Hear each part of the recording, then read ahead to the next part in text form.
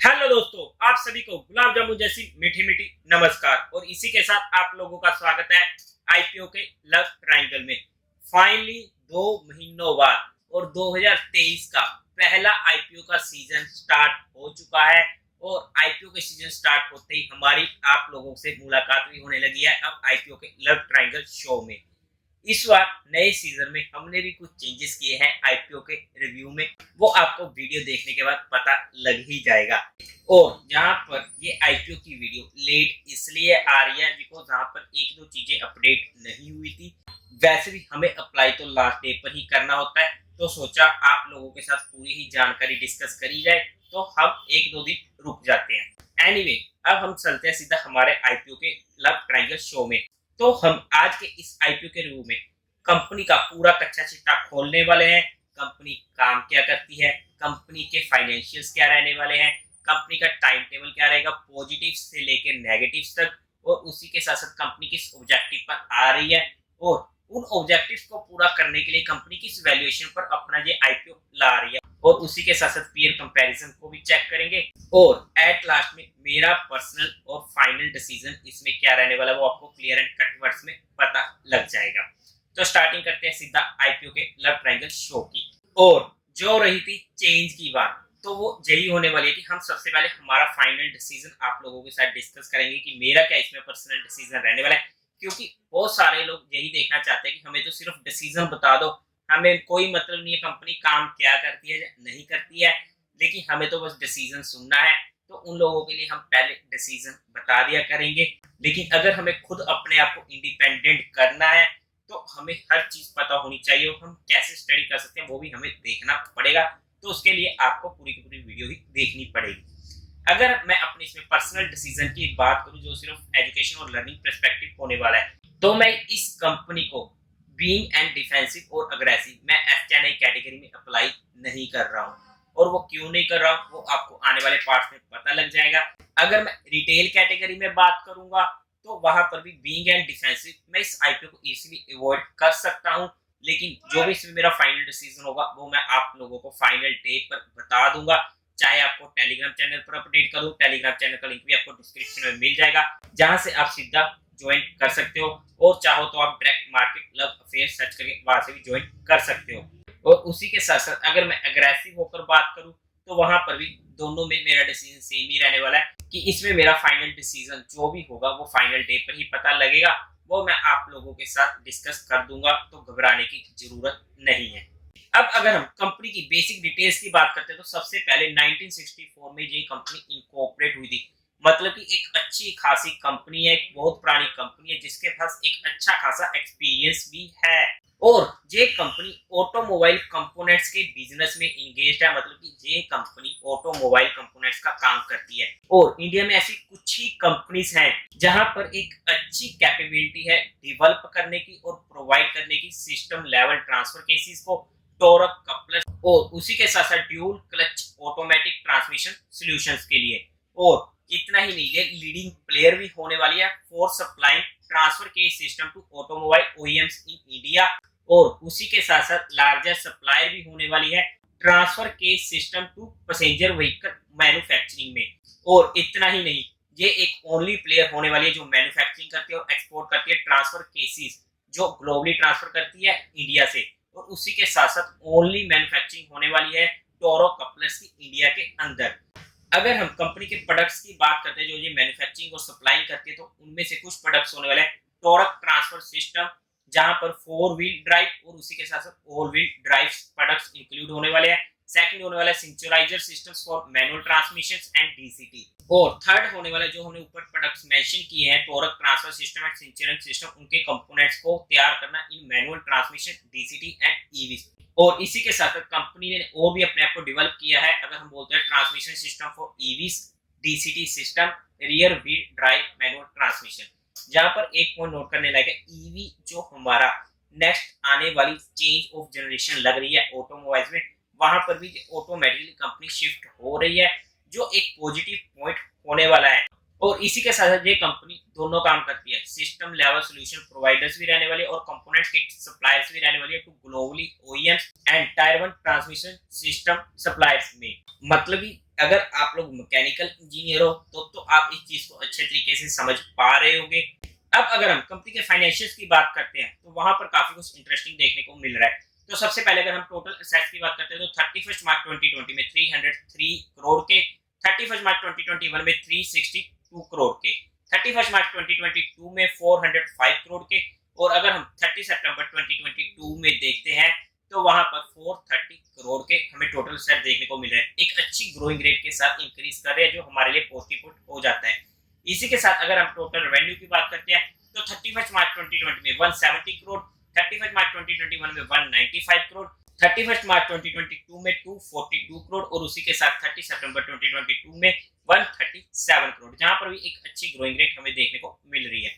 Profit after tax में 31 मार्च 2020 में 28 करोड़ का प्रॉफिट, 31 मार्च 2021 में 38 करोड़ का प्रॉफिट और 31 मार्च 2022 में 46 करोड़ का प्रॉफिट और उसी के साथ 30 सितंबर 2022 में 25 करोड़ का प्रॉफिट। प्रॉफिट आफ्टर टैक्स भी एक अच्छी रेट के साथ इंक्रीज हो रहे हैं, मतलब कि कंपनी के फाइनेंशियल्स काफी अच्छे हैं। अगर हम नेटवर्थ की बात करते हैं तो वो भी कंटिन्यूअसली इंक्रीज हो रही है, 209 करोड़ से लेकर 340 करोड़ तक पहुंच चुकी है 31 मार्च 2020 से लेकर 31 मार्च 2022 तक।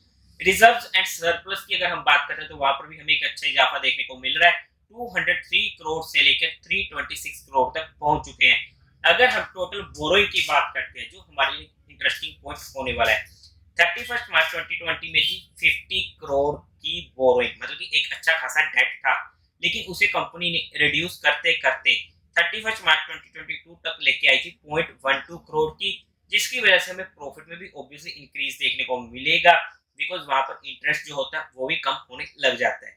और अगर हम 30 सितंबर 2022 तक बात करते हैं तो 0.5 करोड़ की जहां पर हमें टोटल बोरिंग देखने को मिलने वाली है। अब अगर हम कंपनी के टाइम टेबल की बात करते हैं तो आईपीओ ओपनिंग होने वाली है 1 मार्च को, क्लोजिंग होगी 3 मार्च को, अलॉटमेंट मिलेगी 9 मार्च को, रिफंड मिलने शुरू हो जाएंगे 10 मार्च से और आपके अकाउंट में क्रेडिट हो जाएंगे। अगर आपको ये आईपीओ मिल जाता है तो 13 मार्च को आईपीओ की टेंटेटिव लिस्टिंग डेट होने वाली है 14 मार्च। अगर हम आईपीओ के लोट साइज की बात करते हैं तो रिटेल कैटेगरी में एक लोट 25 शेयर्स का रहने वाला है जिसकी अमाउंट पड़ने वाली है 14,750 रुपीज।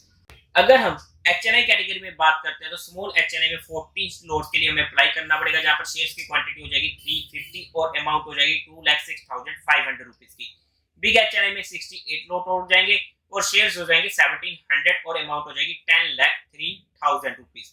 अगर हमें एचएनआई कैटेगरी में क्या नए रूल्स थे हमें नहीं मालूम है कि सेबी ने ऐसे क्या रूल चेंज किए थे, जो रिटेलर्स के लिए एक मजेदार वहां पर सिग्नल मिल चुका था, जो रिटेलर्स के लिए एक वहां पर मजा आ चुका था एक अच्छे तरीके से। तो मैं जहां पर आई बटन में आप लोगों के लिए एक वीडियो टैग कर देता हूं, तो उस चीज को देख लीजिएगा, आपको क्लियरली समझ लग जाएगा कि एचएनआई कैटेगरी में हमें कैसे फायदा हो सकता है।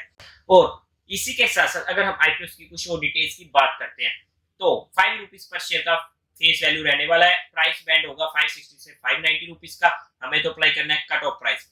इश्यू साइज की अगर हम बात करते हैं तो 412 करोड़ की रहने वाली है, जहां पर फ्रेश इशू होने वाला है 180 करोड़ का और रिमेनिंग होने वाला है ओएफएस।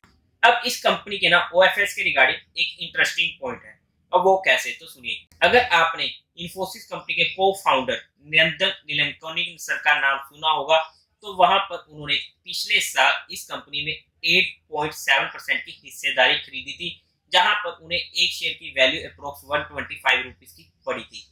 अब एक साल बाद ये आईपीओ लिस्ट हो रहा है जहां पर हमारे पास इस शेयर की वैल्यू निकल के आ रही है 590। अगर हम कट ऑफ प्राइस की बात करते हैं मतलब कि एक साल में अप्रोक्स 4 गुना इन्होंने वैल्यूएशन बढ़ा दी है। ऐसा नहीं है कि वो पूरा का पूरा माल इसमें बेच रहे हैं कि पूरी की पूरी हिस्सेदारी बेच रहे हैं इसमें से, लेकिन एक अच्छी खासी हिस्सेदारी जहां पर बेच रहे हैं, जहां पर उन्हें अप्रोक्स 4x के करीब का फायदा हो रहा है, जो एक हल्की सी शंका मन में पैदा कर देता है कि एक साल में ऐसा क्या हो गया कंपनी को जो एकदम से इतनी ज्यादा वैल्यूएशन हो गई।